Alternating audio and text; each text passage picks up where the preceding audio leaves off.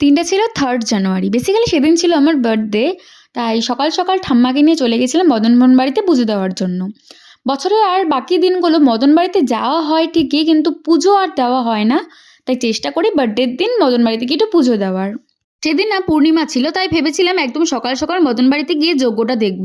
কিন্তু সেটা আর যাওয়া হয় না। তবে অঞ্জলি শুরু হওয়ার আগে আমরা চলে গেছিলাম। যাই হোক, এরপর অঞ্জলি দিয়ে আমি আর ঠাম্মা বাড়ি চলে আসি।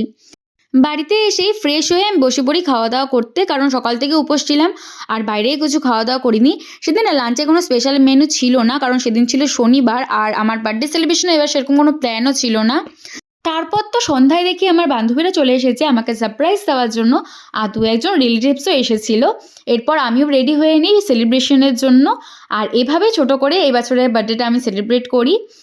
আমার যেসব কাছের মানুষরা আমার এই স্পেশাল দিনটাকে আরও স্পেশাল করে তুলেছে, তাদেরকে অনেক অনেক ভালোবাসা, অনেক অনেক থ্যাংক ইউ। চলো বাই।